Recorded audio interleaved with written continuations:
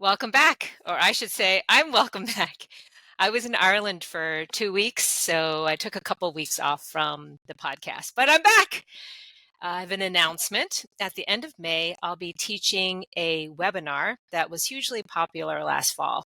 It's called Navigating First Steps Through Perimenopause. And in the webinar, I'll be talking about the type of symptoms women go through, and they often don't realize it's perimenopause, and sometimes they think it's a health issue, which is what I thought, as well as who you need as your medical ally during this time. And this was something that I wish I had during that time. And we'll also go through steps of making your local list to find that important professional. And then I'm going to talk about what you need to prioritize for in terms of exercise for the importance of your postmenopausal health when it comes to our heart, muscle, and bones, all of which will be compromised with the flatlining of estrogen after menopause. So you'll leave the webinar understanding what you need to do to live a strong life with longevity as the goal. So get on the wait list for the webinar, and I can email you once the date is set. I'm still trying to figure out what date. But back to today's podcast topic. Let me start with this morning in my small group training class, we were testing our monthly KPIs. And the KPI stands for a key performance indicator. And I use it to track progress. It's especially helpful in a group class when most of us have more autonomy on picking the weights that we want to use. And I've noticed that we all have a tendency to pick the same weights every time we come into a class. It's what we know, our body knows it, and we're comfortable with it. So today I had my group test a new exercise marker, the kettlebell deadlift, and I was using it as an indicator of leg strength. So my instructions to the class were, there's 8 people in the class today. It's a small group. Go to the kettlebell weight where you believe it's so heavy that you can accomplish just 1 rep, so that we're finding your maximum. And so my 8 class members selected a kettlebell that they believed would be their 1 rep max, the weight where it's so heavy they can only pick it up 1 time. And then I instructed them, I want you to deadlift that 5 times. And what happened was that not only did each of them do the 5 reps, they admitted they could have easily done more. The weights they chose, and most of the people in my class are beginners, ranged from 22 kilo, which is about 45 pounds, all the way up to 40 kilo. My more advanced student, Emily, picked 40 kilo, and that is over 80 pounds.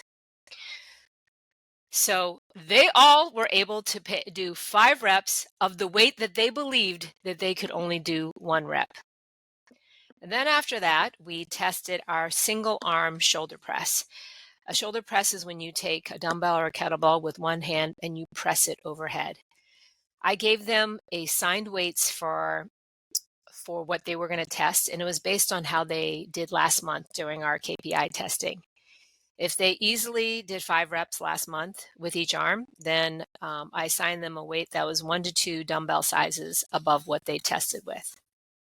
And if last month they only were able to accomplish 2 or 3 reps with last month's weight, then I assigned them the same weight to see how they did.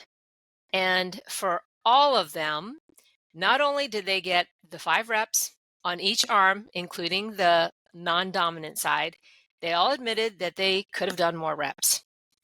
So today's podcast, or shorty episode, is me here reminding you that most times, and if you ask any trainer, they will agree, women underestimate their physical strength.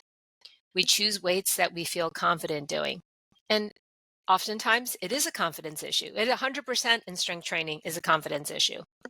And we feel comfortable doing it because we know that we can. So the confidence and the comfort come into play. But you have to remember, when it comes to strength training, strength is forged through challenging the body. That's physical strength. Emotional strength, same thing. No one gets emotionally strong through having an easy life. You create lean muscle by creating micro tears in the muscles during strength training. And where the body repairs itself overnight is what creates the stronger muscle. And that's also why they say recovery is important, because strength is created during the recovery time. Now, the idea of lifting heavy is going to be relative to each person. If you're just starting strength training, you may be picking the lighter weights, and that's perfect because you're still not sure what your body is capable of. It takes practice and seeing what you can do, like what we did in the KPIs. You might also be afraid of hurting yourself, which is totally normal. You're not chicken. It's the brain protecting the body. And this is why it is helpful to do tests like the KPI I did in class this morning. So knowing what you're capable of, let's say you do group classes, then what I would say is, even if your group class doesn't do KPIs, once a month or once every couple months, test it. Pick 3 exercises, and I'll go into that in a second, to see where you are. So when you know what you're capable of doing, it does 2 things. 1, you're able to see the progress you're making by showing up to these classes or by working out. So you're able to see the progress you're making with your efforts. And 2, it gives you more information about what weights you could be picking up instead of the same ones that you have been. Now, following a strength program is the most effective way, because then you don't have to do these testing, because it's a strength program will progressively increase your weights or your reps or your volume over time.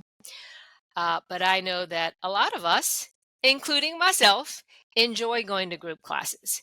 So knowing what you can do by testing your KPIs infuses you with the confidence that you can try the heavier weight. So if your classes don't do KPIs every month, like I do for my small group, test it out for yourself. So this is how I would pick 3 exercises.